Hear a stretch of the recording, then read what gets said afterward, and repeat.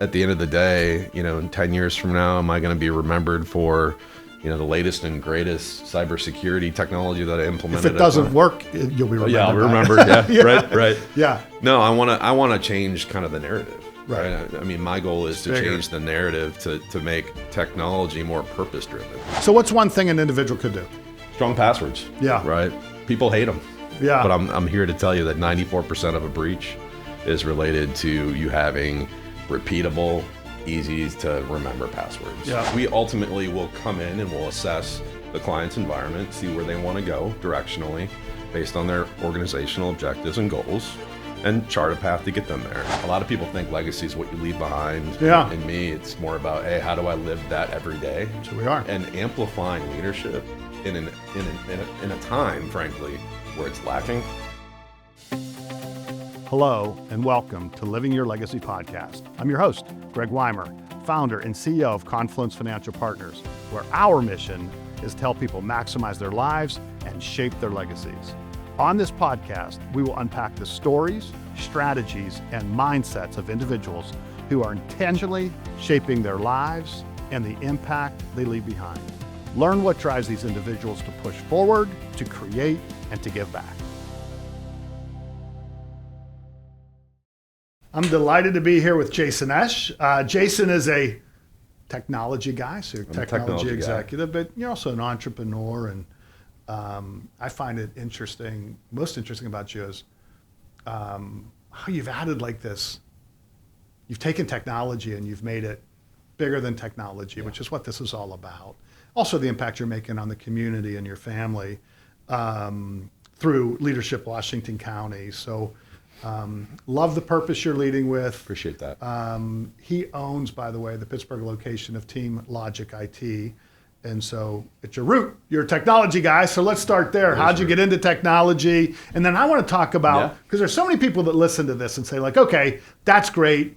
How do you differentiate yourself, right? Because in a world of sameness, like the people that differentiate themselves, that's where the magic happens. So why don't you take me through, how'd you get in technology? You seem like you seem like you should be like a designer, an architect. You're not screaming technology to me. No, and I took a roundabout way to get there, Greg. Just a huge roundabout way to get there. I fell into it, frankly. I was fortunate along the way to get involved with quite a few large companies, and technology was just a really fun way for us to, really accomplish a variety of business challenges. So, you're right. Technology can be fickle. Right, it's complicated, but it doesn't have to be, right? And because I took that roundabout way into tech, I'm a business person first, right? So I think that helps differentiate me because a lot of technologists just want to play with tech.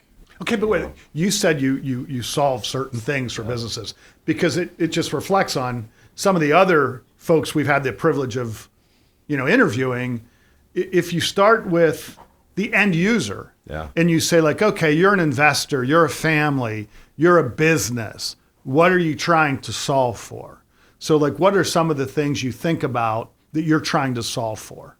Well, I think first and foremost, right, as a business owner, you want to understand what that vision and direction is, right? And technology usually can be a path to get there, right? But it's not the only way to get there. And a lot of technologists will tell you, buy this, do this, have this bright, shiny object in place, and you'll be all good.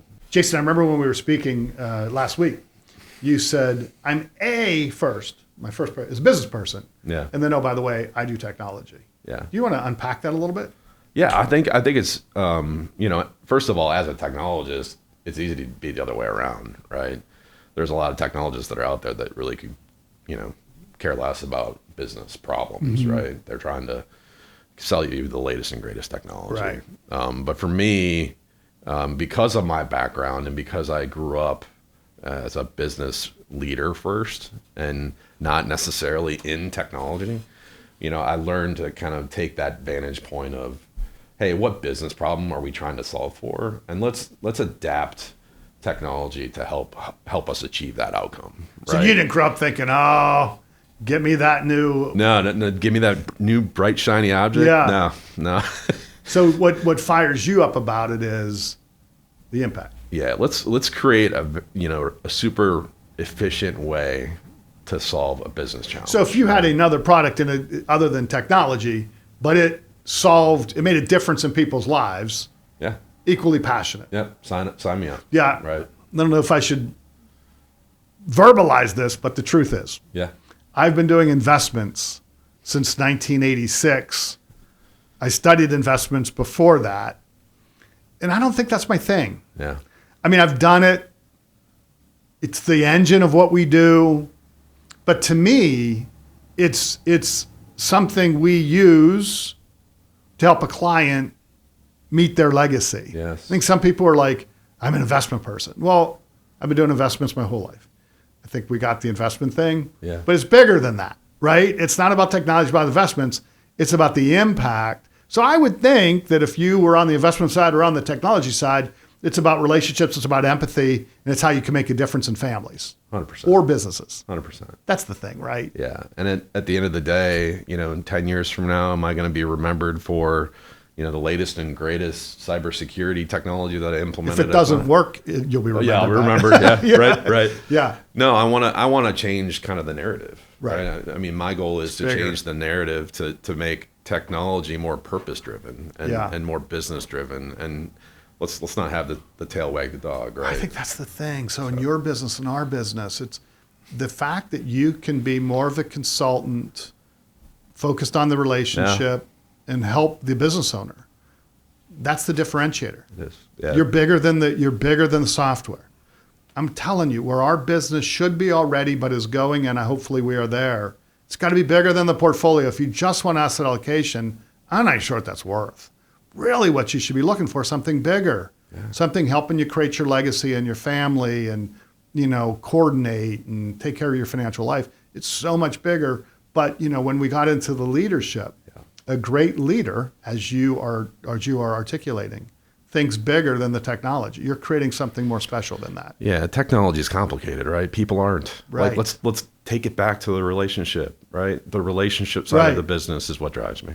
Jason, technology is such a big topic. Yeah. So let's give a couple bullet points for our listeners. Give me a couple bullet points for individuals and a couple bullet points for business owners that at the end of this podcast, if they do these couple things, they'll be safer or whatever.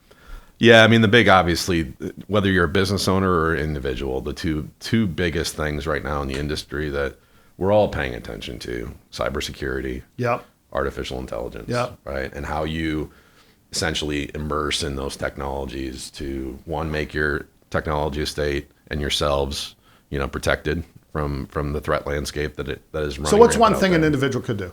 Strong passwords. Yeah. Right. People hate them. Yeah. But I'm here to tell you that 94% of a breach is related to you having repeatable, easy to remember passwords. Yeah. A lot of people, and sometimes back in the day, it was myself included. Yeah. Right. Same password for everything. And then they put them on a sticky on their computer. Yeah. Right. Right. So, Right. The one surefire way to kind of combat that now in today's, technology environment is using a password vault. You don't have to remember the password. It generates Like a strong, LastPass. Yes, it generates a strong password for you. It's unique. And that type of technology is super cheap. And two-factor authentication. Two-factor authentication. Given. Needed. It's amazing to me that some people are like, they don't do that. Yeah, you need it. You need it. Absolutely needed. So those two things alone on the cybersecurity Boom. side, you're golden. Got it. On the artificial intelligence side of the world, right? The thing you have to remember today about any kind of large language model, they call them LLMs, ChatGPT or Microsoft Copilot, and you name it, what you want to use, make sure you are using a paid account. Yes. Because otherwise you are giving your information willfully over to those. Be those very, very careful. If you're on ChatGPT, upload nothing Nothing personal. Nothing personal, and you definitely don't want to be uploading any kind of, if you're using it for work, sensitive documents. Right. So, part of what we do in our world is prepare a client or an individual for how to embrace artificial intelligence the right way and use it effectively day in and day out. And for us, it usually starts with teasing out, what are the use cases you want to accomplish, or what are the business outcomes you want to accomplish. So be really careful as a business what you're uploading. Correct. We hear businesses, some of the stuff, it's frightening. Now, we use Copilot, you know what I mean? But be very, very careful. Also, by the way, I just came out of a meeting this morning. We were looking at some artificial intelligence. It's doing some tax analysis for our clients. The more you know about a subject, the more you'll find the errors of the artificial intelligence. Yes, of course. So I'd also say be careful, fact check it. Yeah. We have found we continually find errors in the artificial intelligence that's produced. Yeah, 100%. I mean, it's super interesting to see how it's evolved over the last 2 to 3 years. Yep. It's now thinking at a master's degree or a doctorate degree level. So it is getting more sophisticated, but you have to remember it's learning. Like the AI is learning. So unless you ask about SALT, Pennsylvania tax, they got it wrong, or gifting, they got it wrong. Right. So you got to really be careful as you're reading the output. Do you think about new technology or how you help the current technology function properly in cybersecurity? So where's your focus? Yeah, it really depends on the client, but we do both, right? So all encompassing. Yeah, so we ultimately will come in and we'll assess the client's environment, see where they want to go directionally based on their organizational objectives and goals, and chart a path to get them there. And that could be with what they currently have in place today, or using some of the latest and greatest tools and technologies that are out there. You mentioned cyber. It's a scary topic, right? We live in uncertain times, especially now, right? And cyber is a big topic for our clients. It's top of mind. How do you stay safe in this environment? So partnering with a firm like ours who puts your business first and your organizational goals first, again, that's how we differentiate ourselves. You know, we're going to always partner with you on this journey. And I think that's just been core and paramount to my core values as a leader, right? At the end of the day. So you act more as a consultant. I do. Because by the way, my background in college was business, but my concentration was in computers and math, which is sort of interesting because I'm not a big computer guy now, but that was my focus when I was in college. But it would seem to me on your side of the table, anytime you receive a call from a client, it's not like, hey, my technology is working great, this is awesome. No, nobody calls IT when they're having a good day. No. Right. So now I get the consultant side, and this is where, for the listeners, this is where I want to get into differentiation, because I think the key to success is figuring out how to differentiate yourself from the pack. Starbucks does certain things, and I'm not a big Starbucks, but Starbucks does certain things that other people don't do when they serve you coffee. What do you do to create a different experience that the listeners can learn from? Yeah, that differentiates you. I think, one of the cool things that we've had as business owners and as starting a business like I have, right? You get to kind of set that mission and vision and core values. And TeamLogic IT here in the greater Pittsburgh area has an amazing foundation of core values, right? It starts with accountability, integrity, right? Putting our customers first through being customer obsessed. But one of the greatest things I think that differentiates us is our empathy, right? Putting ourselves in the shoes of the client. Okay, so let's go back, because I think two things you mentioned there that I think are really important. Is a business, for the business owners out there. For me, for a long time, I think core values are part of your culture. Absolutely.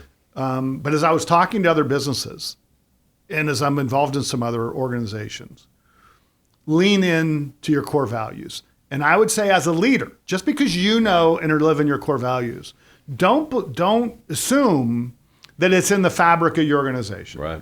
And that is the foundation, those core values, do right, enjoy the journey, gratitude, improve every day. Like that has to be in everybody's blood. Yeah. And those core values, which sounds like technology, but core values are essential as you're building the organization. They absolutely are.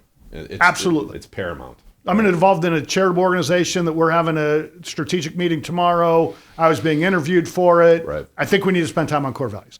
Everybody in the organization needs to understand what we stand for and what we're trying to do. And that, in fact, will differentiate you, whether you're an investment firm or a technology firm, correct? 100%. But then that takes me to the next thing, empathy. Yeah. Right? Being empathetic as the clients call in. So you want to talk about how you bring that to life a little bit? Yeah, for sure. I mean, back to your point, you have to lead with those core values. So all of our technologists that work for our senior engineers, they go through very specific training on how to be present for our clients, right? How do you not speak technology speak, right? On the phone? How do you relate to them, right?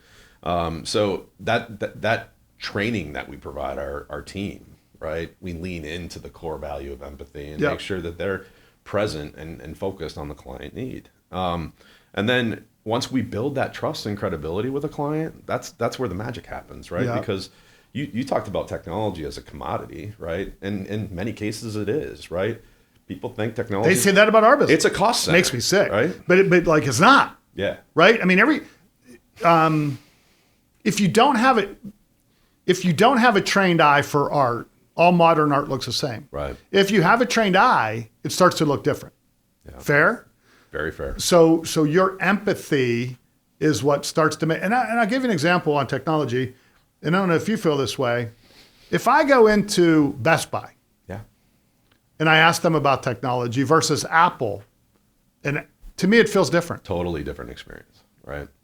Yeah, totally different experience. And so being present and listening, I have a daughter, and I have a daughter as a therapist, and it is sometimes it's just being empathetic and admitting like, dang, like that stinks. Like it's not, now you have to solve that. Right. But just understanding the frustration is a huge differentiator. Yeah. And what's the narrative? Are you going to kind of paint that narrative that makes technology commodity, or are you going to use, that backdrop to differentiate yourself? And we choose to do the latter. Right. I mean, that's the frank part. And then let's get to the second thing, leadership. Yeah.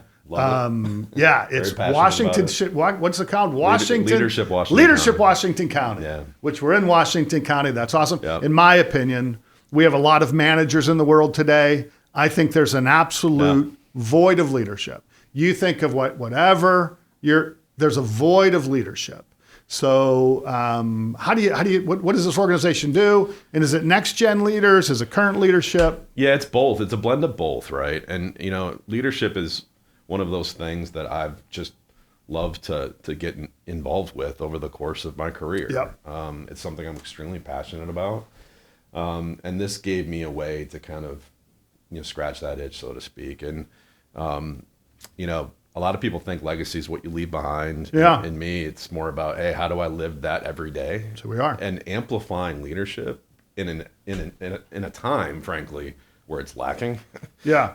I'm super passionate about it. Yeah. I think the biggest gap right now is, how do you continue to have that meaningful network, and how do you build that network, right? One of the core gaps that we see is that, today's leaders, or the younger generation, that willingness to connect with people, right? You have to continue to foster those relationships. And then do that, you have to invest in your network.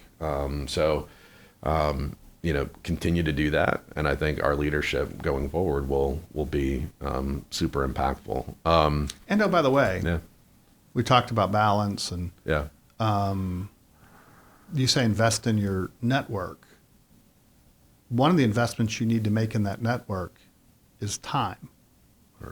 And I think for the next generation, like you need to be out. It used to be the days everybody hang out at the country club, that was your network. Yeah. And that's still partially true. But you need to be willing to be out. You need to be willing to build your network, because at the end of the day, business is really just good people helping each other out. But you need to be in that circle of network where you can help people. Yeah, and by the way, in this county, right? I mean, there's like this core Midwestern values that we have in Western PA, right? Everybody wants to help you, right? 100%. So embrace that, right? Yeah. And I think the only other thing I would say, from a skills development perspective would be, that inspirational, motivational side of leadership is hard unless you are vulnerable with people, right? So you have to be relatable. And I think the more you network, the more you interact with other people, you learn how to storytell, and you learn how to be vulnerable. So it's amazing how many people try to be leaders but don't let others in. Right. You need to let them in.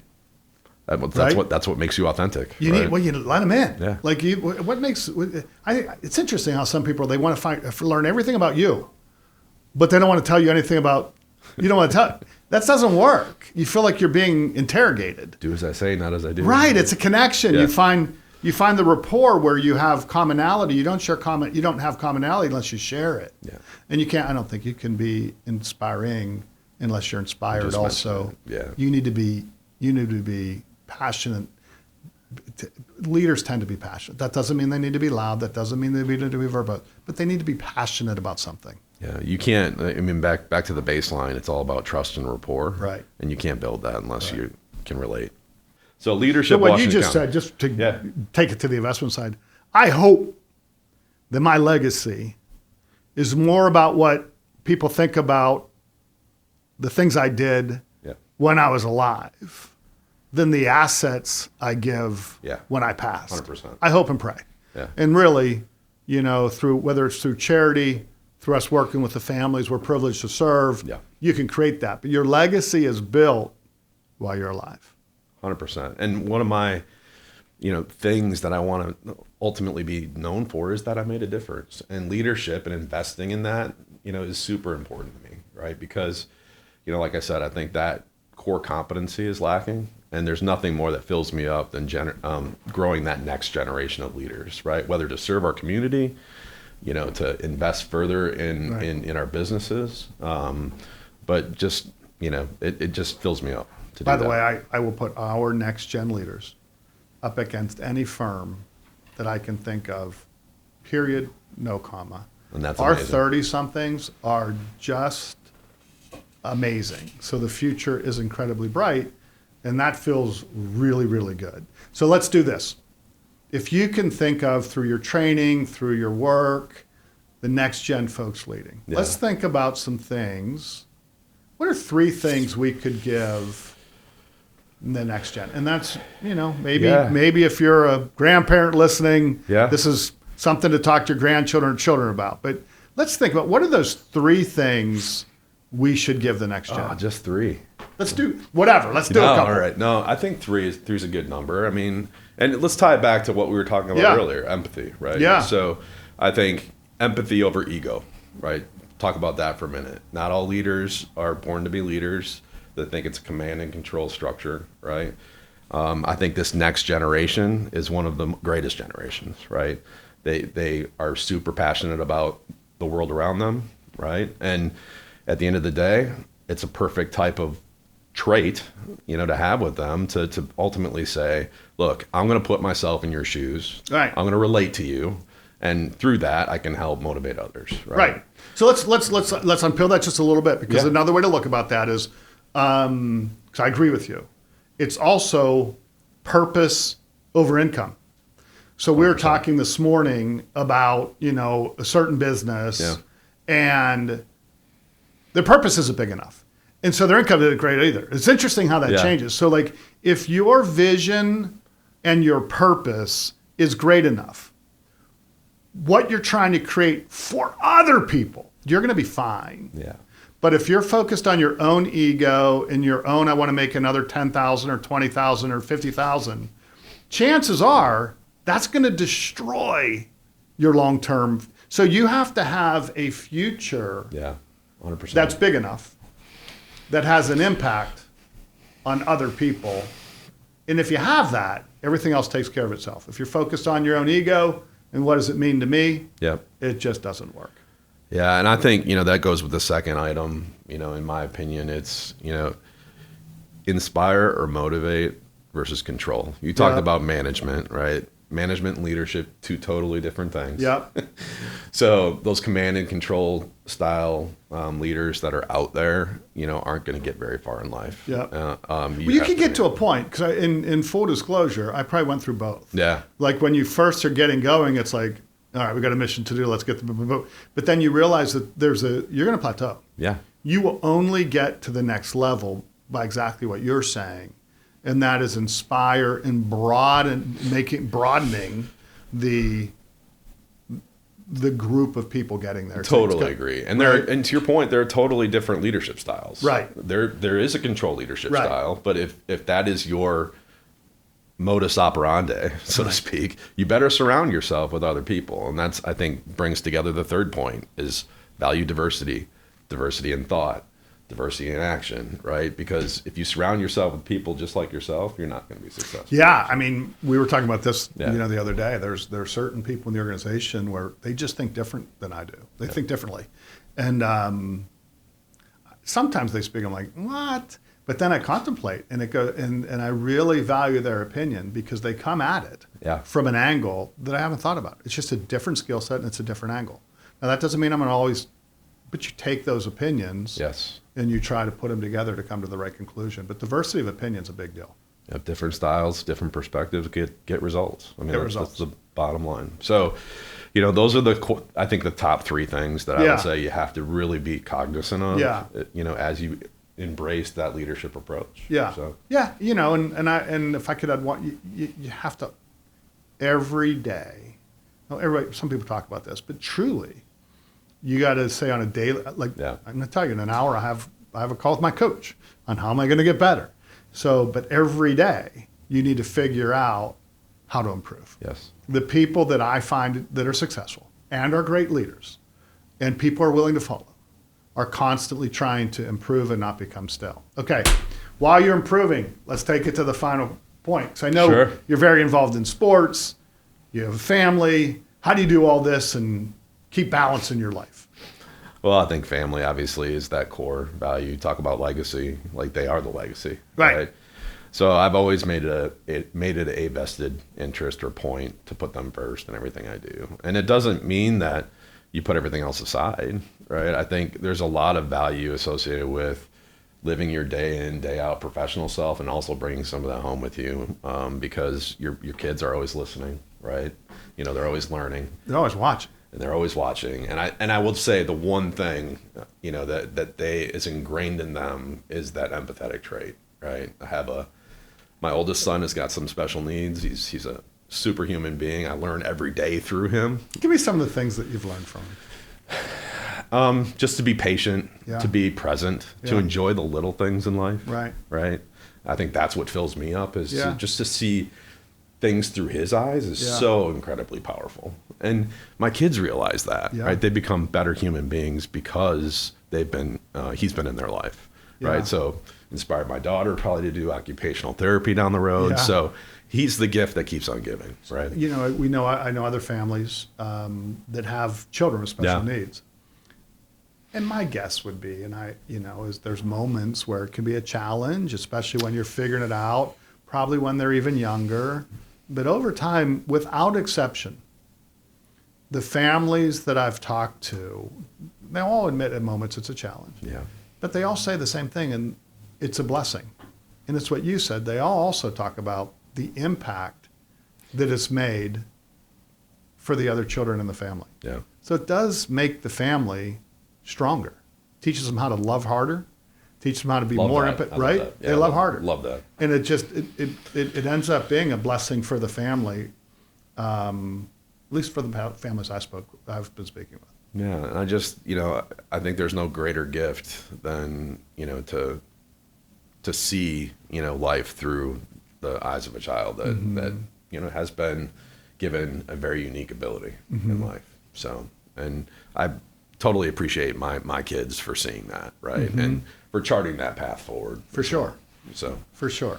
But yeah, they're super, fun to be around. We they're both athletic. My other two children, they go to South Bay High School. So baseball, softball, in full effect right now. Yeah, so. And the whole you can't do it all. Yeah. I used to think that. I'm not sure I believe that anymore.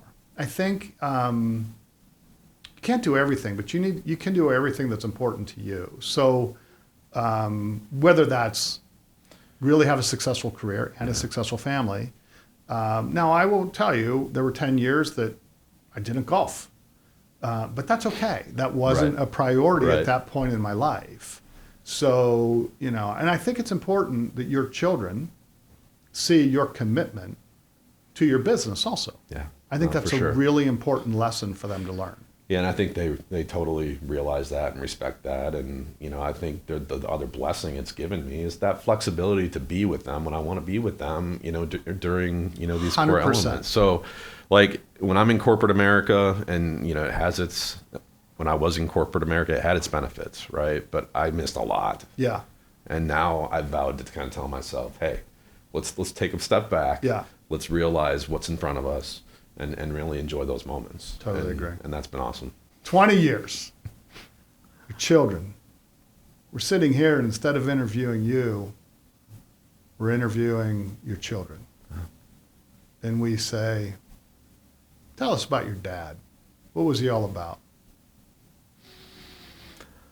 Yeah, I hope, at the end of the day, with everything we talked about today, Greg, I think, and I know my kids will say this about me, Dad always put people first, right? He was about building those relationships, putting people first, allowing everything else to follow, right? I want to flip the script. I told you that. Like when I'm building a business or building this business that we've started,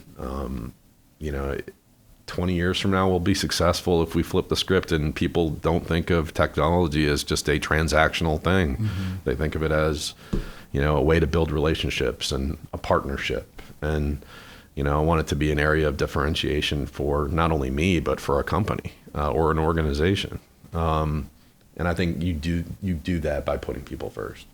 And whether that be in my business, my family, my community, I'm about relationships.